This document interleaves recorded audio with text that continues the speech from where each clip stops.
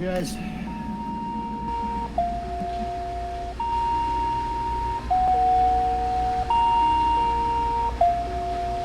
This the War Report coming live every Tuesday at 7 with Steve, Cat, Ryan, Amanda, and Eric. And the voice of NEW, Vince Berry. Hitting all the topics like a clothesline flurry. Turn up your speakers and hear them out. You can listen from your car, even on your couch. They too raw, who NXT? Handing out Smackdowns, follow on IG. Plus, it's sponsored by Tag Me a Date. Go to YouTube and sub now for every update. It's all wrestling here. No safe space. Now listen in. Time to hear from some of the greats. All right, better late than never. I jumped on just as they were playing the goddamn theme song. You have the impeccable timing as always. I feel so shitty because you can't start any other fucking way. Because for all of you out there on social media that said Raw was horrific. It was, though. Well, listen, and we will get to that. However, if there was one bright, shining moment for Raw, our boys, the Viking Raiders, have captured the tag team gold. Which is just fantastic. Fan-fucking-tastic. I can't believe it. I'm very happy. Steve, I know you've known Warbeard probably just about as long as I have. Dude, it's not I don't really know Ray Rowe that much. But I don't know Rowe at all, but you know, it's not that long ago that we were watching Stevie Stamos walking Warbeard down the aisle, you know, to defend the NEW Heavyweight Championship. I mean, and now look at them now, man. It's just awesome. They did. Oh, I know, man. If you got to say they did something right, this is something right. This is something they didn't drag it on. They didn't, a screwy finish. They became number one contenders. The next week they came out and they took the fucking gold, and they pretty much dominated that match. Hell yeah, man. Very happy that they did that. Score it as another win for people from New England who wrestle. There's a fair few of us out there spread out amongst all the major promotions. Let's not forget MJF started in this area, not necessarily Connecticut, but in the Northeast New England area, Pennsylvania and up.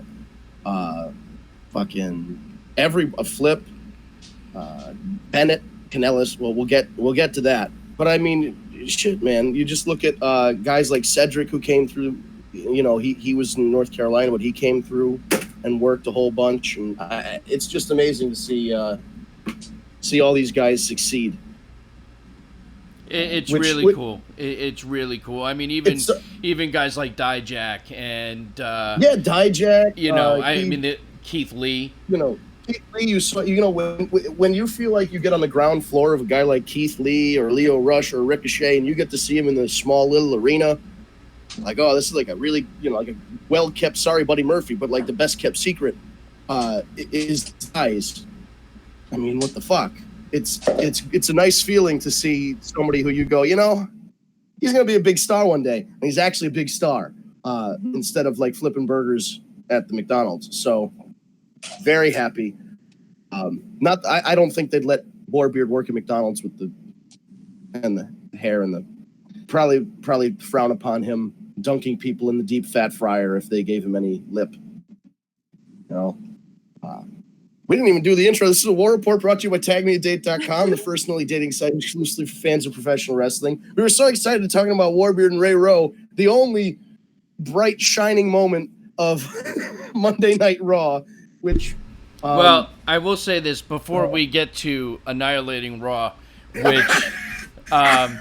which I have to say, even myself, who is... the most optimistic, I would say, of the bunch, all of us, and I try so hard, but there were a lot of things that went wrong last night, and we will definitely dive into them. I think we have to start though with SmackDown from last week, and the biggest takeaway of SmackDown, that's all it was right here. I've been saying it for a while now. She needs a new look. She needs new music, and she needs to get rid of those fucking balloons. And we got that. And it was wonderful. Good side ponytail. Yes. The hair was right, cut. ladies and gentlemen. The music was changed. She took out the fucking whatever that thing was, and she sliced all of the balloons, and it was wonderful. Made people and cry. This is, yes, people were crying. It was wonderful, but I will say this, and this is going to sound horrible, and I'm sorry, and I'm trying to make it somewhat of a joke, but you know, she's a beautiful, beautiful woman. She is, and she's so talented. She does have the Sergeant Slaughter chin going on, and I feel like with the shorter hair, it's really putting more of a focus on the chin. I kind of would have kept the hair a little longer, in my opinion, but I'm no fashionista. You know, I'm just kind of throwing that out there. But all jokes aside, Bayley finally turned full-fledged heel, and it was wonderful. Yeah. Bayley looks like she wants to go speak to your manager with that new haircut. Hey, look, she's got a booty to back it up, though. Oh my God, dude! It's interesting. I know we're. It's a good change for her, but I just couldn't help but think, like when I saw her come out in that outfit and that hair, how much she looked like Tessa Blanchard. Moment. Yeah, they could be weird. They could be related. They do. They have that. It's all in the chin. They have that. Yeah. You know, and that's, you know, listen, it is what it is. But at the end of the day, that was like the biggest takeaway, I think, from SmackDown. And it's weird. It's always weird looking at somebody like Tessa Blanchard or Charlotte Flair or what have you, because you look at them crossways and you go, oh, she looks like Tully. Oh, she looks like Rick. Right. Like there's there's little glimpses of them looking like their dads. Well, which, yeah. I mean, it's you know, listen. related.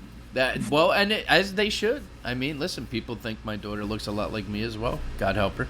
But you know, but if he was bald, that'd really fuck you up. Huh? yeah. Oh, please, you kidding? So Bayley turns heel, and they have this match with Charlotte, rematch for the title, and right. I'm not confusing anything. This is SmackDown, and of course, now Bayley wins the belt. So it's like, you know, what was the point of Charlotte winning the belt other than so that they can call her a 10-time champion? To bump her up to Rick's number. I mean, like that kind of shit really bothers me. It's just we don't even know if Rick's 16 or 17 times now, according to his Titantron. Like, well, that's true. Last one said 17. Who fucking knows? But you know what I'm saying? It's just like it's one of those things where Charlotte is no paperweight. You know what I'm saying? No, like know. This is a main event dominating queen of whatever brand she's on. You know what I mean? And listen, other than the fact they wanted to keep her and Andre on the same, so, you know, but it also doesn't look like it much matters because it seems like the SmackDown champion's now on Raw, which, right? Yeah, the whole a lot of this doesn't add up because this draft was mostly people staying exactly where they were, or like Stephanie